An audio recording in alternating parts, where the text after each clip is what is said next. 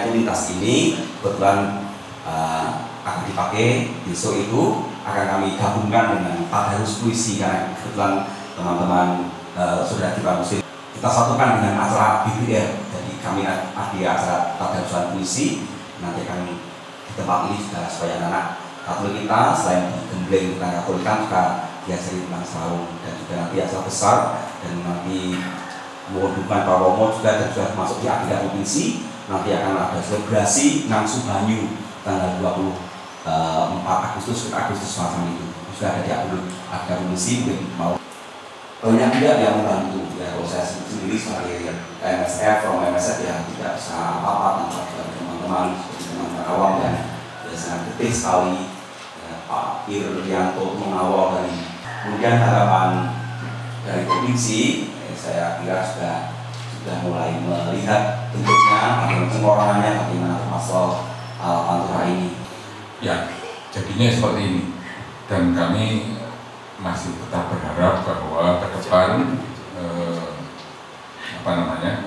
DPR ini bisa lebih banyak berkiprah. Memang tadi sudah dikatakan oleh Romo Iben bahwa gunakanlah kami, karena kita itu sebetulnya terutama setelah ada UGMJ, ternyata film yang kasih ayah gitu, itu ternyata kita kan bisa mengumpulkan anak-anak dari UMK, dan mereka militan sekali dengan DPR, sehingga ini kenapa tidak, ini SDM-nya ada loh, tenaga-tenaga yang profesional yang di bidangnya juga ada sekali. Jadi sayang sekali kalau seandainya ini tidak dimanfaatkan. Makanya tadi sudah dikatakan oleh Romo Iben bahwa salah satunya waktu itu Romo Aris ya, dari penggalan-penggalan itu, kemudian penggalan janji, karena ini kan mau kelahiran Yesus dari awalnya, mulai dari Yesus Yusuf pertunangan sampai Yusuf meninggalnya. Nah, itu kan bisa dipotong-potong, ini jadi bahan khotbah mungkin buat para Romo yang sangat menarik. Artinya ya selain khotbah mungkin bisa tampilkan dulu berapa menit, kemudian silahkan. Nah itu kan akan lebih menarik, tapi tidak bisa di gereja tentu saja ya. Pas misal mungkin agak susah ya. Tapi secara tematik sebenarnya sangat komplit. Sebenarnya kita masih ada lagi satu Via Crucis tapi belum sempat difilmkan itu nanti, tapi ini lebih ke arah kisah sengsara Yesus. Nah kemudian ada beberapa hal yang mungkin menjadi semacam bukan tapi pemikiran kami. Pertama masalah rumah khalwat sendiri. Memang idenya betul yang dikatakan Romo dan Romo Winel tadi, dan memang saya masih ingat sekali bahwa dari awal memang di sini pun ada dua space sebetulnya. Jadi sampai 12 tanaman di sini ini ke depan ini adalah area publik, kita sebut sebagai area publik. Yang belakang itu adalah area privat. Nah nanti yang rumah khalwatnya di area privat. Jadi memang sudah ada master plan-nya dan sebagainya. Cuman ini mungkin sebelum pandemi kita coba hitung-hitung waktu itu sekitar 5M.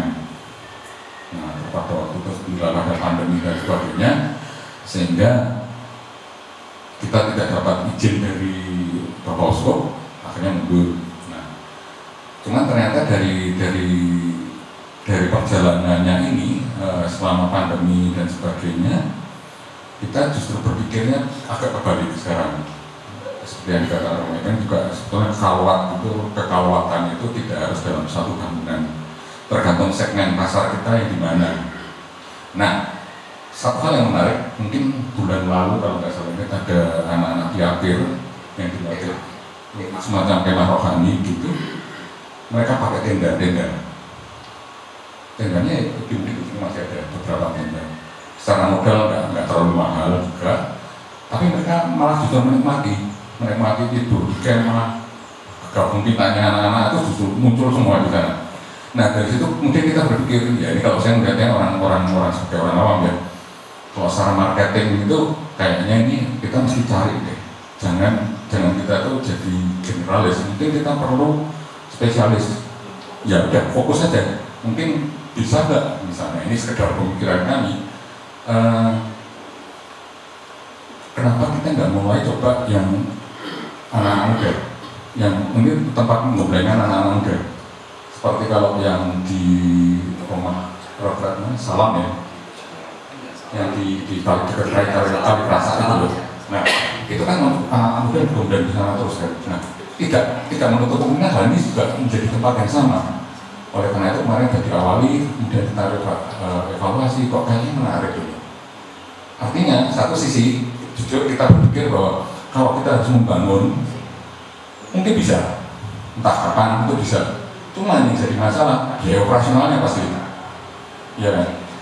Jujur rumah retret itu okupansinya yang tinggi paling weekend. Ini kita jalan bisnis ya, weekend aja kan. Nah, terus misalnya mulai Jumat Sabtu Minggu. Terus hari biasa yang bayarin siapa? Sementara operasionalnya harus dirawat dan sebagainya, dan kita harus ada satu tim untuk mengelola bangunannya, merawat bangunan. Belum lagi nanti harus ada kita berharap ada tim dari MSF yang akan mengelola agendanya retret itu apa aja sih, gitu loh. Nah ini kan harus disambungkan semuanya, dan ini menurut saya butuh waktu yang sangat panjang, tergantung kesiapan dari kita sendiri untuk menyediakan bangunannya, tergantung juga dari kesiapan pihak MSF untuk pembentukan timnya ini. Tapi tim yang benar-benar solid, sehingga seperti yang kalau betul misalnya ada satu tim promo yang mengelola di sana misalnya, yang dia bulan ini agendanya apa untuk retretnya gitu, khusus untuk retretnya. Kalau yang sininya sudah yang masalah awam budayanya itu mungkin kami bisa lah. Tapi ini yang sana kan lebih mestinya harus lebih dalam. Nah, mengingat masalah itu kemudian kita berpikir kenapa kita nggak coba fokus saja tarik ke yang anak muda. Bukankah katanya yang anak muda ini adalah gereja kita di masa depan, apalagi dengan sekarang anak-anak muda mulai ya mungkin keimanannya luntur, terutama mereka di kota-kota besar di gereja-gereja, jangan sekali anak muda yang muncul. Nah ini bisa jadi tempat baik dan kita sudah pernah mencoba dan berhasil. Nah kita berharap ini nanti akan berkelanjutan terus gerakannya ini, bekerjasama dengan kamu Ruswan ya, untuk menumbuhkan anak-anak muda di sini. Artinya kalau saya melihat di situ secara realistis ini yang paling menarik, karena retret dalam bentuk campaign dan sebagainya ini menarik. Makanya dari teman-teman era BPS sendiri juga sudah ada pemikiran dulu sebelum pas pandemi, ada kita buat retret budaya, mungkin kurun waktunya sekitar ada beberapa paket. Nah ini target segmennya siapa? Ya mungkin anak-anak sekolah Pantura dulu misalnya, sekitar Kudus, atau mungkin di Jakarta misalnya, kota-kota gede yang belum pernah lihat kota kecil itu kayak apa sih, hidup di desa itu seperti apa. Nah kita bisa masuk ke sana, nanti di sana diajari ya selain masalah rohaniannya juga diajari cara gamel, cara teater dan sebagainya, supaya mereka bisa ya ini kan sebenarnya hanya bagaimana cara mengelola mereka supaya mereka bisa bertumbuh menjadi pribadi yang utuh. Nah ini saya kira ini akan kita jalankan juga cepat atau lambat. Nah, terus yang kedua, dalam seperti dikatakan Romo Ekeng, memang selama masa pandemi kita juga bingung, kita mau kegiatan tidak bisa. Bahkan pada waktu kita buat film DMD itu, setiap kali mereka latihan ke sini, itu harus di swab dulu untungnya. Ada yang dari Semarang, ada dari mana, Solo dan sebagainya, ke sini mesti setiap minggu. Ya mereka setiap minggu ujungnya disolokin dulu, sampai akhirnya kita juga proses pembuatan filmnya di Solo segala juga sama. Sampai kita kerjasama dengan Rumah Sakit Braya Penolio kalau nggak salah ya. Mereka ada jagain kita, ada setiap pagi tes semuanya, kemudian nanti sore ada yang sudah desinfektan ruangannya, difumigasi dan sebagainya. Nah dari sini saya melihatnya sebetulnya salah satu kekuatan kita di sini itu adalah misalnya pembuatan film dan sebagainya, dan kita sudah ada tadi disebutkan ada beberapa film kita yang masuk nominasi, bahkan ada yang masuk terbaik juga. Ini memang pemikiran kita jangka pendeknya kayaknya kita butuh satu tempat, duduk kasarnya kita butuh studio untuk mengelola ini semuanya, bahwa nanti tempat syutingnya di tempat ini seperti tari Raja Sampai Karo itu lokasinya di sini. Lahan bambu di belakang itu lahan bambunya ada. Jadi ini memang benar-benar kayak studio alam yang Tuhan sudah sediakan untuk kita.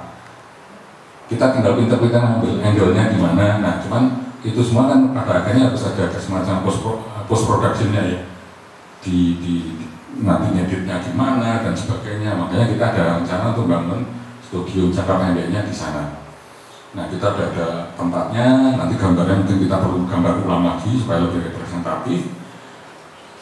Nah, sebetulnya saya nggak tahu, ini kita sedang buatkan proposal juga, siapkan proposal, tapi sebetulnya ya proposal untuk cari dana, terus terang saja begitu. Nah, tapi lepas dari itu sebetulnya channel YouTube kita saat ini sudah sekitar 3.950 subscribernya. Memang masih sedikit, masih sekitar 200.000 setiap bulan. Itu tergantung aktivitas kita. Semakin kita gencar membuat konten, semakin banyak viewernya, semakin banyak subscribernya, itu pasti akan rate-nya akan naik. Dan kalau kita sendiri waktu membuat Kasih Ayah film tadi, itu kita harus ke Semarang.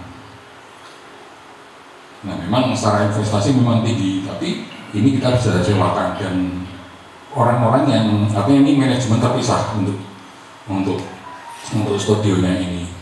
Walaupun di bawah pengurus ya, tapi sarannya supaya jangan sampai nanti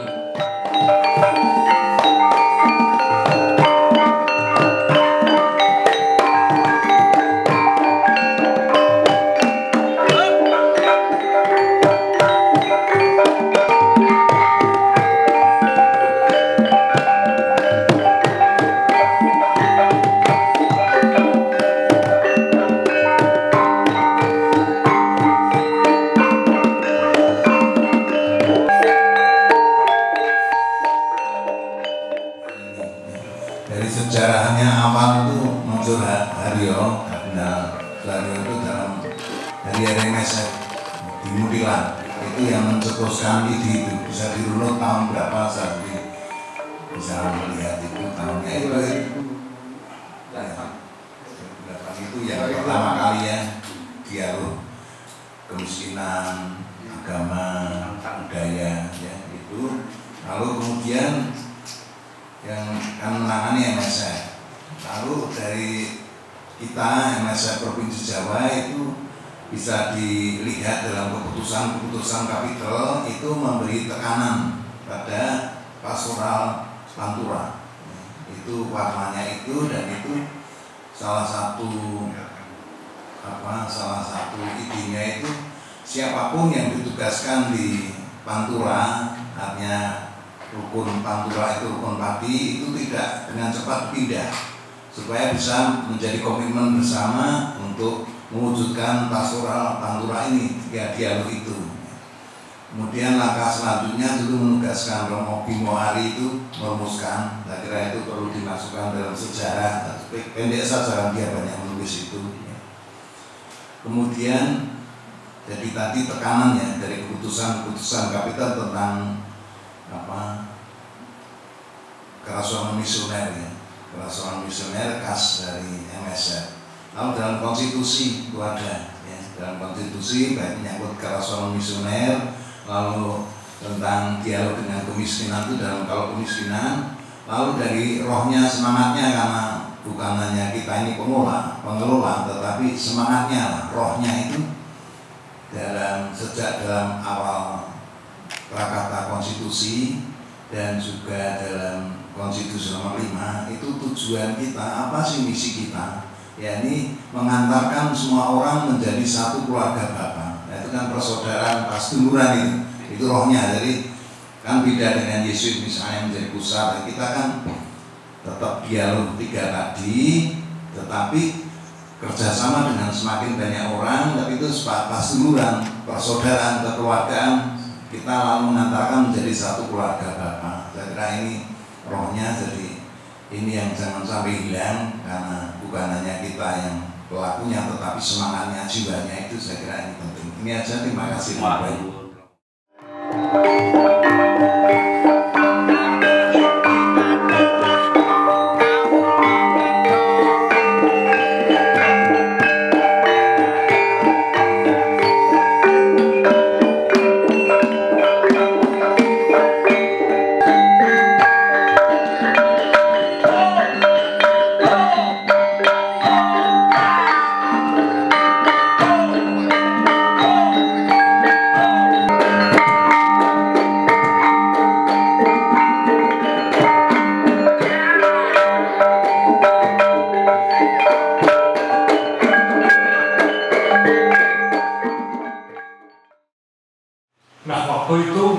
timbul ide, karena setiap kali kami mengadakan bimbing rohani, entah itu rekoleksi atau pertemuan yang kerap kali terjadi itu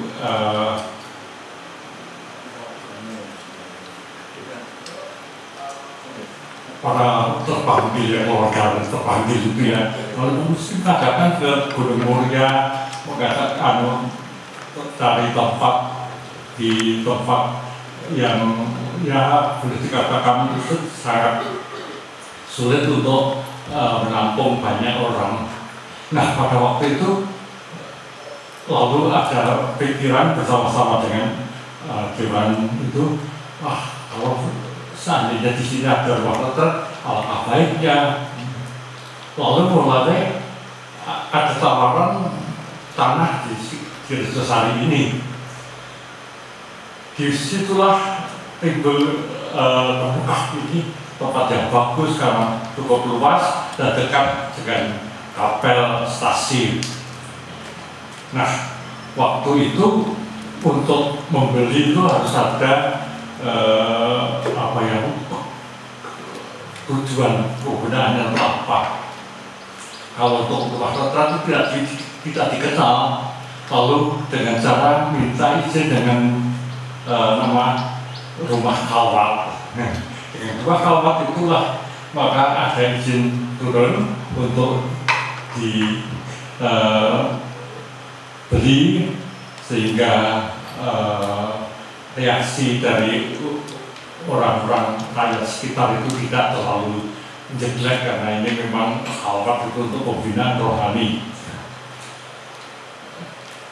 Waktu itu persis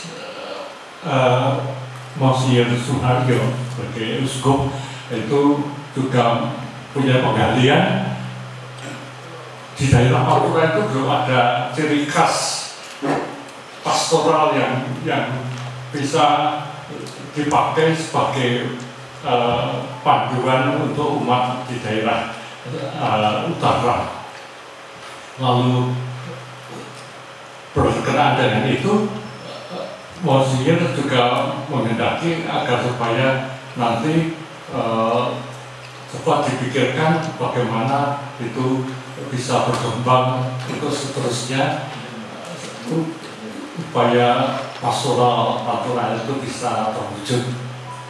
Nah, kebetulan memang batas waktu saya bertugas di Kudus sudah habis, lalu kami serahkan kepada Romo Gogo sebagai penggantinya.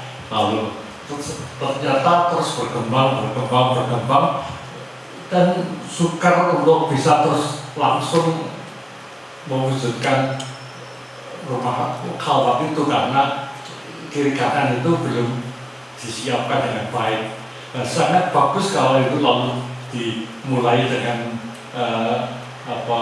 usaha memperkenalkan diri lewat BPR ini, dan itulah yang terjadi, sehingga saya belum membayangkan bahwa ternyata perkembangannya itu banyak bangunan-bangunan yang seperti ini, dan juga dipakai untuk kegiatan rakyat sekitar. Wah, itu saya justru kagum, karena bagaimana juga menjadi daya tarik untuk rakyat sekitar dan tidak akan menentang bagi gereja yang akan masuk di dalam karya pastoralnya.